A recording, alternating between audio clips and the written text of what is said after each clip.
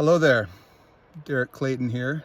It is August 30th, 2025. I'm making this video for you, Ryan, and you, Dave Tangwald.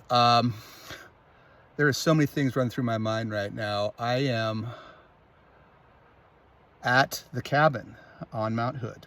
I'm here for the weekend in Welch's with my family to see my son Adam, who is on assignment for a bird study on Mount Hood at Bonnie Meadows campground, where he's going to be for 2 months. And so he's camping out there, monitoring and tagging birds of prey. Maybe I'll send you a photo from yesterday, Ryan. It's unbelievable. He caught a red-tailed hawk and tagged it. But anyway, they do that all day. And unrelated to that, or maybe related, Ryan, you might remember when you were in Montana with Doug Johansson a few years ago, and you spent the night up with Johansson. I think maybe some of our other friends were there in Montana at Flathead Lake with Doug.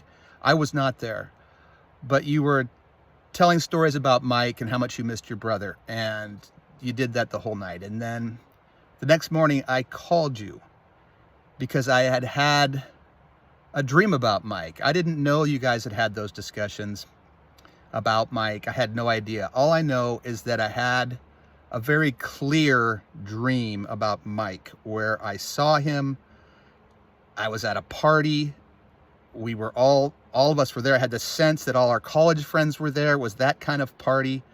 And all of a sudden rumors started going around at the party that Mike had not died, that he was there. And everyone was kind of losing it, like, because it was like in the dream, it was a reality. Like he had not died.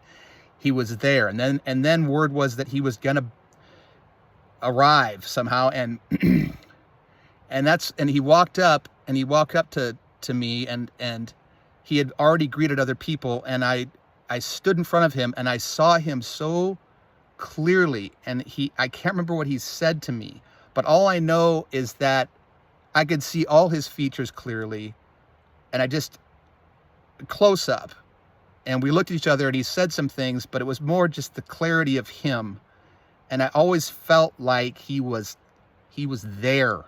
I mean, that I saw him.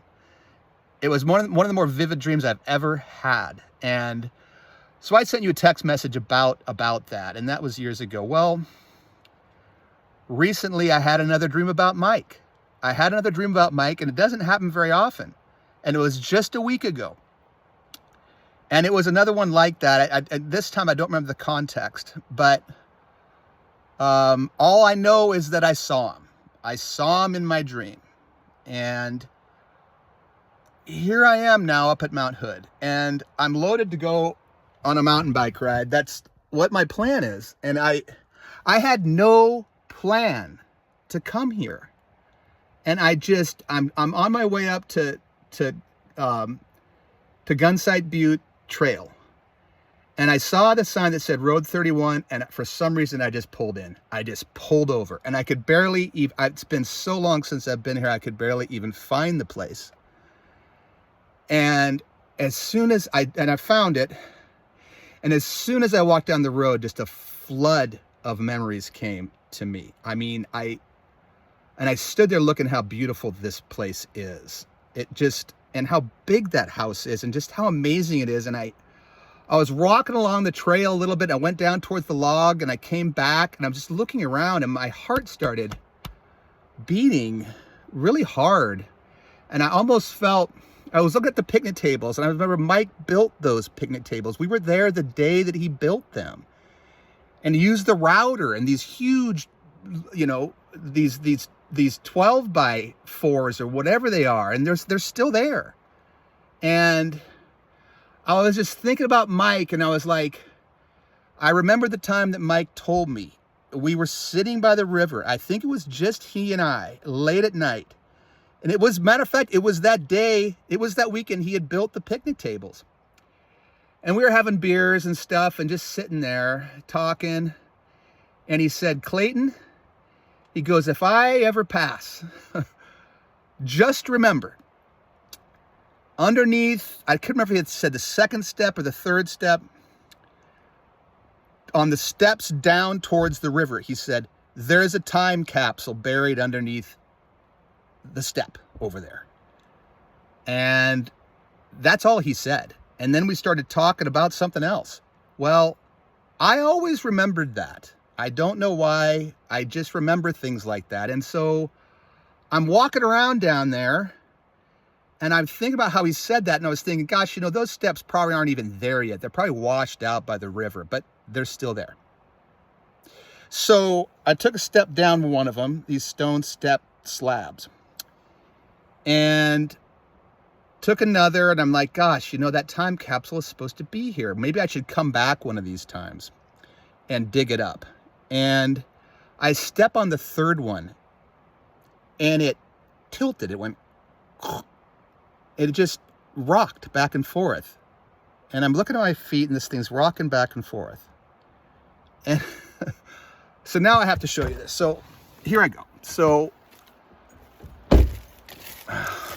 just, because I want you to see this. I have not done anything else. So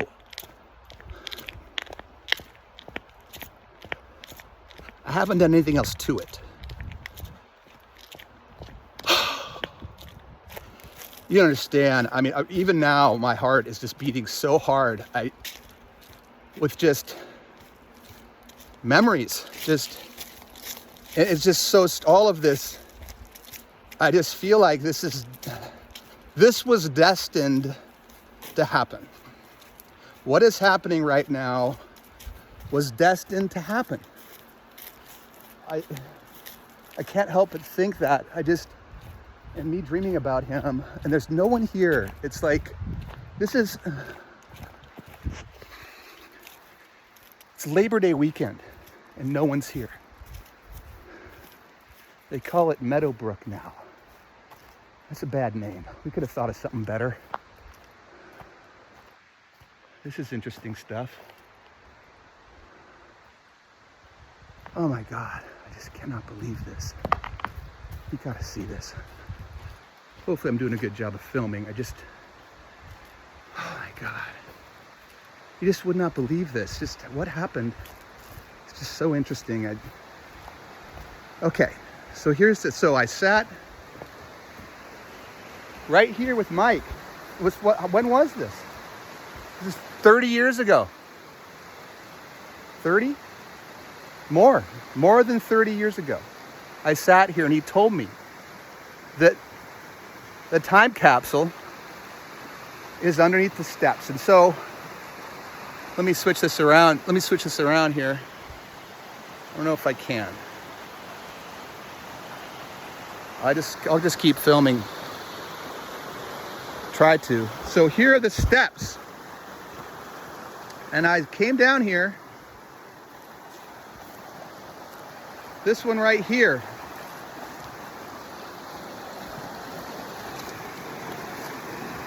Was wigging like this. And so, we got this. I hope we got this.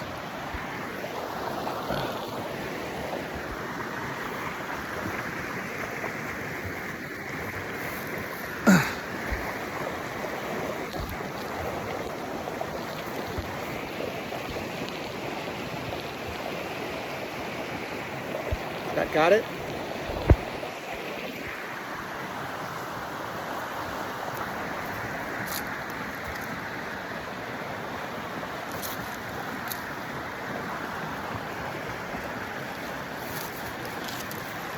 All right. This is actually pretty good.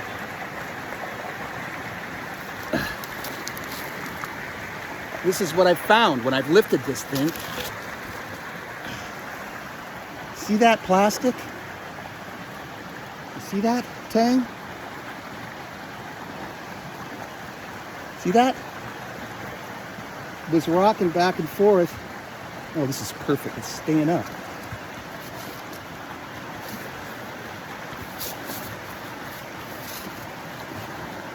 You know, I was thinking I should almost wait for you and come back, but I'm not going to open this. I'm going to bring it home to you. I just figure, I just don't know, Tang, I just don't know when we're going to do this, and I don't want to wait. And I'm hoping that this film does this justice. Oh my God.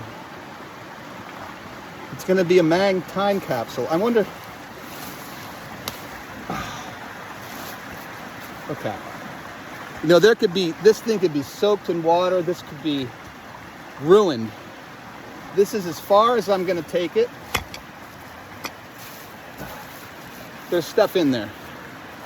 There's definitely stuff in there. It's glass. It's not broken, I don't think. I'm taking this home to you. Like I said, I've talked about doing this. I'm sorry if I should have done this with you and Dave. I hope I'm doing the right thing.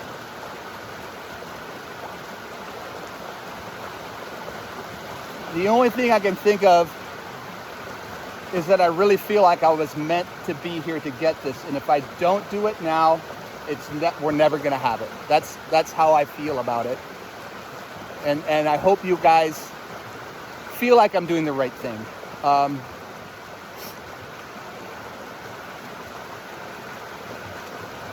Whatever is in there, and there is stuff in there, I could feel it. It has to be interesting. Doesn't it have to be interesting? Even if it's a little bit ruined. I just can't believe how hard my heart's beating right now.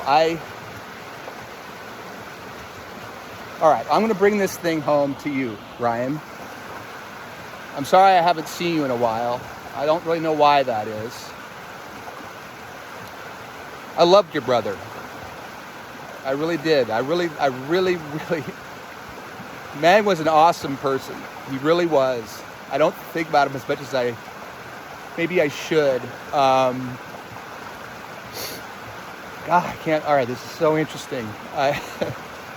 All right. Anyway, I'm bringing this home, and we'll decide what we want to do with it. Maybe we get a beer and we open this. I'm not going to take it out of the plastic. I'm going to leave it just like this. Maybe we could get Dave.